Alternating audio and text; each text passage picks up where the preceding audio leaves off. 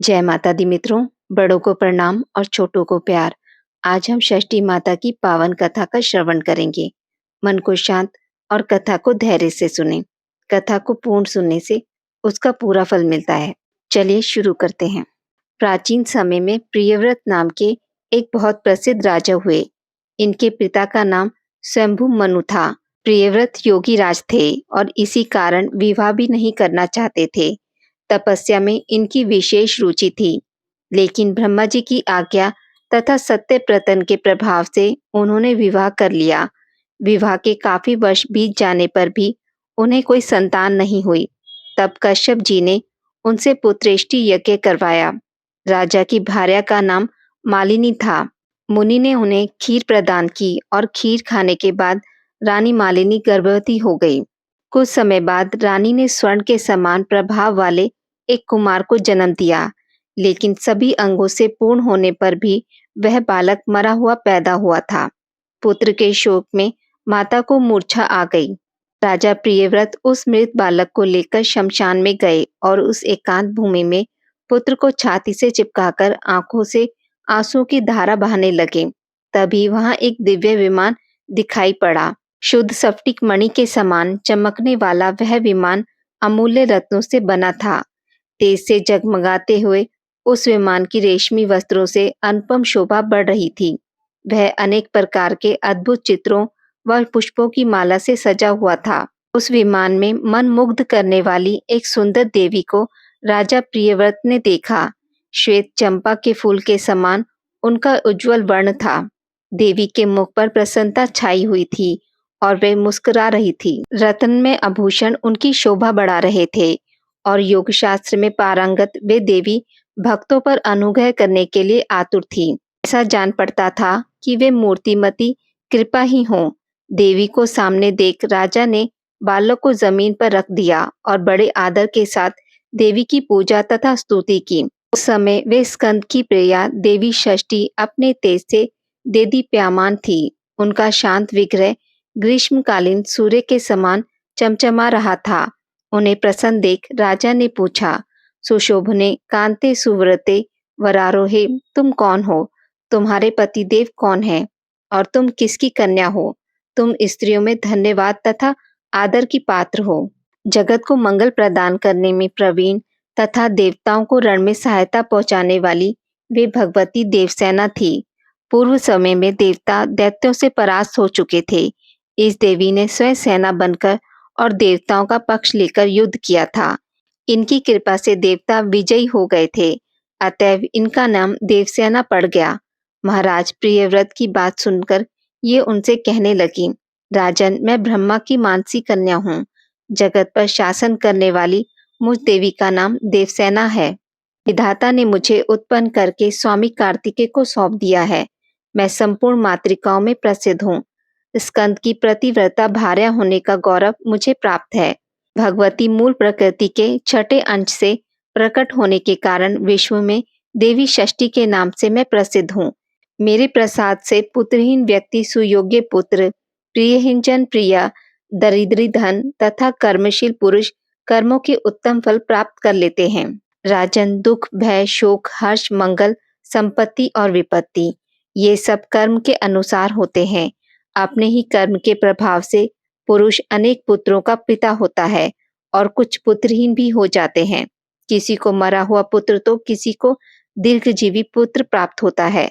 ये सब कर्म के ही फल हैं। गुणी, अंगहीन, अनेक पत्नियों का स्वामी, भार्या रहित, रूपवान, रोगी और धर्मी होने में मुख्य कारण कर्म ही है। कर्म के अनुसार ही व्याधि होती है और पुरुष आरोग्यवान भी होता है। अतएव राजन, कर्म सबसे बड़ा बलवान है। यह बात श्रुति में कही गई है। इस प्रकार कहकर देवी षष्ठी ने उस बालक को उठा लिया और अपने महान ज्ञान के प्रभाव से खेल खेल में ही उसे पुनः जीवित कर दिया। अब राजन ने देखा तो सुवर्ण के समान प्रभाव वाला वह बालक हंस रहा था। अभी महाराज प्रियव्रत उस बालक को देख ही रहे थे कि देवसेना उस बालक को लेकर आकाश में जाने को तैयार हो गई। यह देख राजा के कंठ, ओष्ठ तथा तालु सूख गए। उन्होंने पुनः देवी की स्तुति की।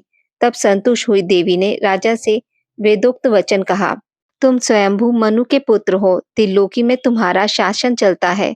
तुम सर्वत्र मेरी पूजा कराओ और स्वयं भी करो, तब मैं तुम्हें कमल के समान मुख वाला यह मनोहर पुत्र प्रदान करूंगी। इसका नाम सुव्रत होगा। इसमें सभी गुण तथा विवेक शक्ति विद्यमान रहेगी। यह भगवान नारायण का कला अवतार तथा प्रधान योगी होगा। इसे पूर्व जन्म की सभी बातें स्मरण रहेंगी। शास्त्रियों में श्रेष्ठ यह बालक 100 अश्वमेघ यज्ञ करेगा। सभी इसका सम्मान करेंगे। उत्तम बल से संपन्न होने के कारण यह ऐसी शोभा पाएगा जैसे लाखों हाथियों में सिंह। यह धनी गुणी शुद्ध विद्वानों का प्रेम भाजन तथा योगियों ज्ञानियों एवं तपस्वियों का सिद्ध रूप होगा। त्रिलोकी में इसकी कीर्ति फैल जाएगी। यह सबको संपत्ति प्रदान करेगा। इस प्रकार कहने के पश्चात भगवती देवसेना ने उन्हें वह पुत्र दे दिया। राजा प्रियव्रत ने पूजा की सभी बातें स्वीकार कर ली। इस प्रकार भगवती देवसेना ने उन्हें उत्तम वर देकर स्वर्ग के लिए प्रस्थान किया। राजा भी प्रसन्नचित होकर अपने मंत्रियों के साथ घर लौट आए और पुत्र विषय का सारा वृतांत सभी को कह सुनाया।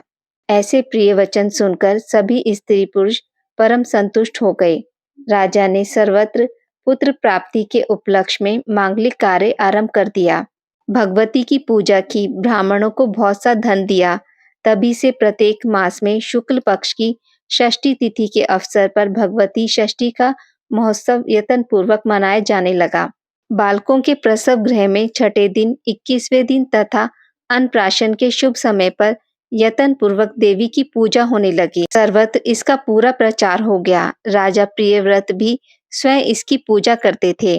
भगवती देवसेना का ध्यान, पूजन और स्तोत्र इस प्रकार है, जो प्रसंग सामदेव की कौथमी शाखा में वर्णित है। शालिग्राम की प्रतिमा कलश अथवा वट के मूल भाग में या दीवार पर पुतलिका बनाकर प्रकृति के छठे अंश से प्रकट होने वाली शुद्ध स्वरूपिणी इन भगवती की पूजा करनी चाहिए। विद्वान पुरुष इनका इस प्रकार ध्यान करें। सुंदर पुत्र, कल्याण तथा दया प्रदान करने वाली ये देवी जगत की माता हैं।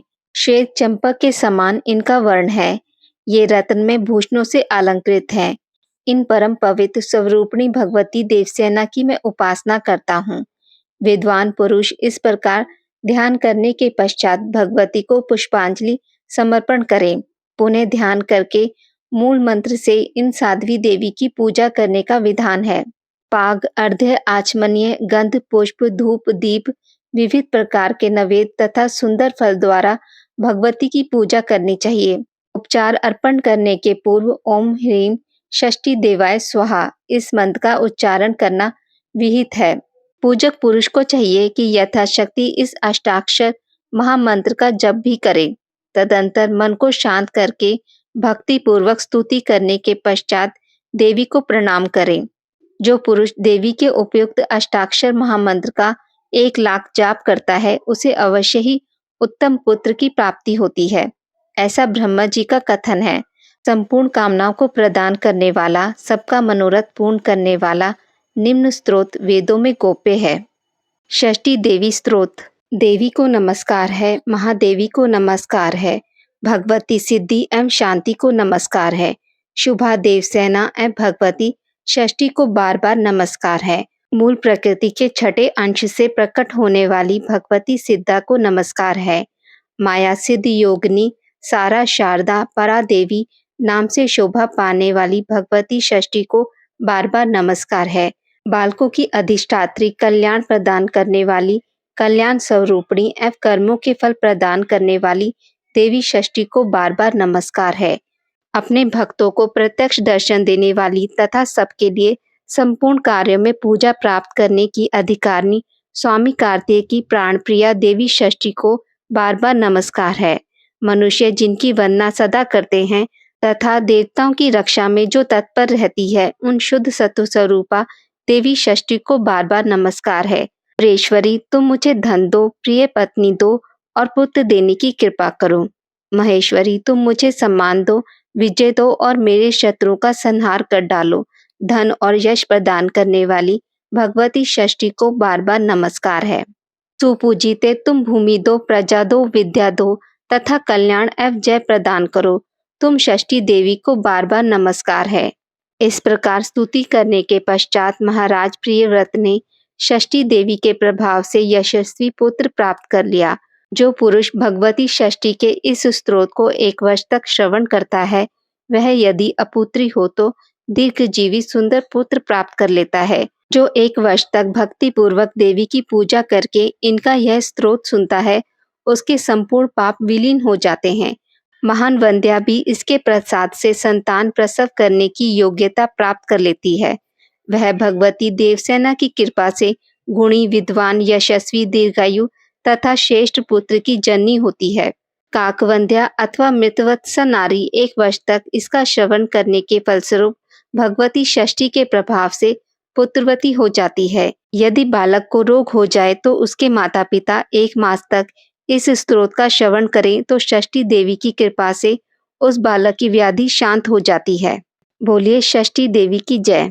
आज की इस वीडियो में बस इतना ही। मित्रों, अगर आपको मेरी वीडियोस पसंद आती हैं तो इसे लाइक और शेयर ज़रूर करें और पूजा पाठ से जुड़ी जानकारी के लिए मेरे चैनल को सब्सक्राइब करना ना भूलें।